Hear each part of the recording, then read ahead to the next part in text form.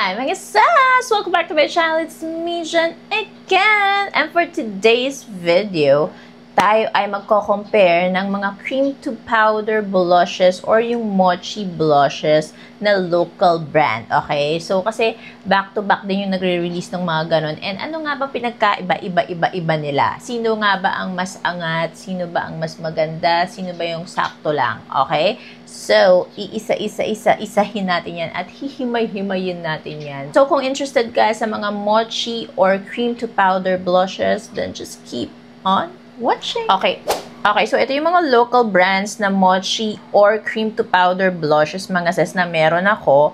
And ayan, syempre yung fresh na fresh ngayon, si Glam Hour, and then si Get Ready With Me, si Colorette, si Arcadia, and also si BLK. Okay, so lahat kasi to, yung itong mga cream to powder blush and also Mochi blushes, feeling ko talaga pare-parehas lang sila, mga sis, ha. As in, ayan, para siya lang mga Play-Doh, 'di ba? Ayan, isa-isahin natin sila. Lahat sila smushy, squishy, para silang mga clay. Yung mga parang nilalaro lang natin dati ng mga kabataan natin. Ako lang pala yung tumatanda. Baka ako lang yung tumatanda. Pero 'di ba, yan yung mga nilalaro-laro natin before. So, same lang talaga yung atake nila para sa akin, ha. Ayan. So, ganyan siya. 'Di ba? Tapos, syempre, Get Ready With Me naman. And, ayan. So, lahat sila ganyan.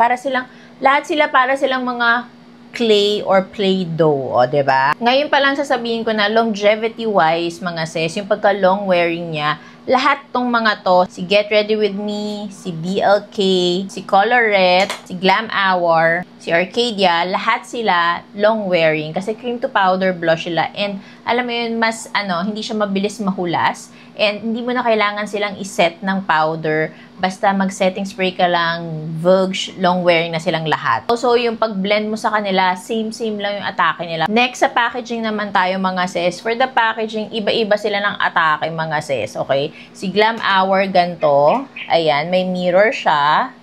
Vogue, at super duper gaan niya. Kala mo metal siya and mabigat, pero super gaan niya, plastic siya. Nakaka-happy kasi may mirror siya and mabilis lang tong linisin. Mabilis siyang madumihan, yung mga ganyan, yung mga fingerprint, mga makeup, pwede siyang dikitan. Pero kailangan mo lang wipes, punasan mo lang siya para na siyang bago. Ganun siya. Si Arcadia and si Colorette, wala siyang mirror. So, kung hindi kayo fan ng walang mirror, papas na kayo agad dito. Ang mga may mirror, si Get Ready With Me, kung bibilin mo pa yung lalagyan niya, ha. Kung bibili mo yung lalagyan niya, yes, meron kang mirror. Si BLK naman, may mirror ka kung ang bibilin mo is yung etong set na to, yung ganyan. Kasi pwede mo ba siyang mabili ng ganyan kasi ini-stock to, 'di ba? Mas mura mo siyang mabibili kung ganito lang. Pero syempre, kailangan mo ng takip. Ganito dapat yung bibilin mo para may mirror din. Si Glam Hour, Perfection, meron din siyang mirror. Pinakamagandang packaging for me, ha, sa taste ko is si Get Ready With Me. Lalo na yung rose gold nito. Super bet ko. Price naman tayo, mga sis. Get Ready With Me, 498 pesos siya. Kasi 199 tong lalagyan. And then itong pinaka-product is 299 pesos. BLK naman tayo, mga sis. This is 449 pesos. Colorette Color Bounce tayo, 499 pesos. Arcadia tayo, mga sis, 599 pesos. And last, Glam Hour, 599 pesos din. Both pinakamahal is si Arcadia and si Glam Hour. Available shades naman tayo. Glam Hour, meron siyang 12 shades. Arcadia, 5 shades. Colorette Color Bounce, 10 shades. Get Ready With Me Mochi Blush, they have 9 shades. And last, si BLK, 10 shades. Bale, si Glam Hour, yung may pinakamaraming shades, mga sis. And for me, siya din yung parang mas pinakamaraming magagandang shades na pwede talaga sa mga morena, tan, medium skin tone, light, fair. Very boosh talaga yung available shades niya. So, nalalagay na natin siya sa cheeks natin. Sa mga nagtatanong kung anong magandang brush or anong brush ba dapat ang gagamitin sa mga gantong Mochi blush, alam nyo, pwede nga actually yung fingers nyo lang, sponge, carry boom boom din. Tapos kapag brush, yung medyo dense, yung ganyan, hindi yung fluffy brush, ha. Kasi kapag fluffy brush, wala masyadong mapipick up na product and also hindi mo siya mabiblend ng maayos since cream to powder siya, 'di ba? So, gantong mga brush dapat. So, unahin natin si Glam Hour. I'm using si Monet. Ito yung bestseller nila and also si Egon ba yun? Super nice. Actually, sold out yung dalawang yun. Kasi, super nice talaga niya. Ayan. Super dali lang ma-blend. And long wearing.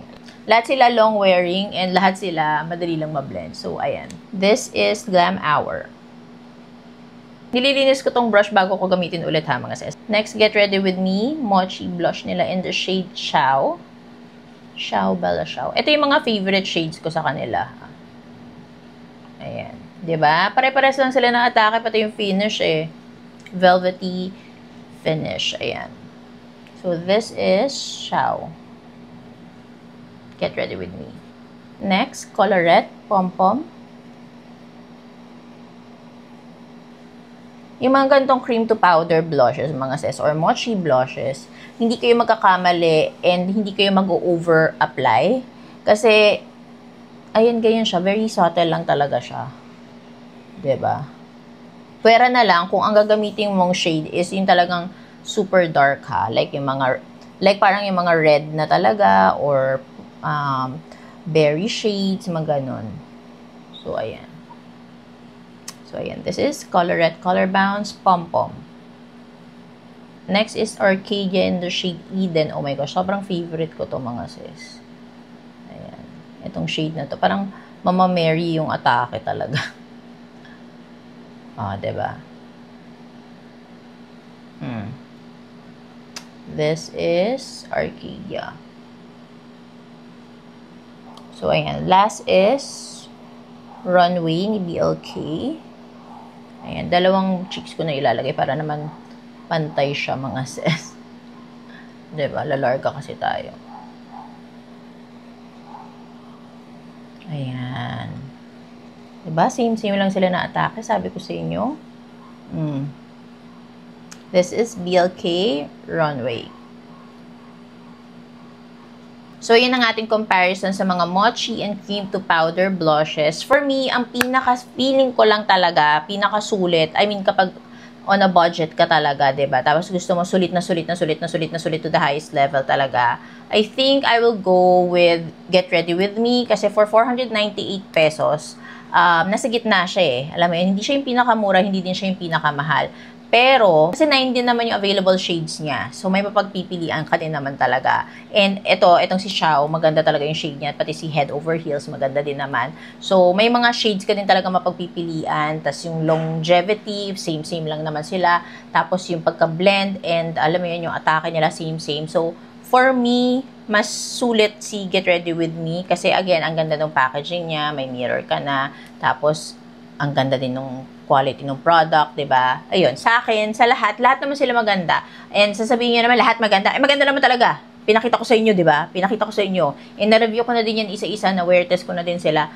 Lahat naman sila long wearing talaga, mga sis. So, wala na talaga ako magagawa doon. Yun na lang, depende na lang sa inyo. Kung gusto nyo yung talagang pinaka mas mura, then you go for, sino ba pinakamura? Parang pinakamura nga si BLK. Si BLK yung pinakamura. Or, abangan nyo yung mga sale nila. Kasi ito, yung iba nakasale. Si Colorette nakasale ngayon. Si Arcadia nakasale din siya. Parang 50 pesos off ata.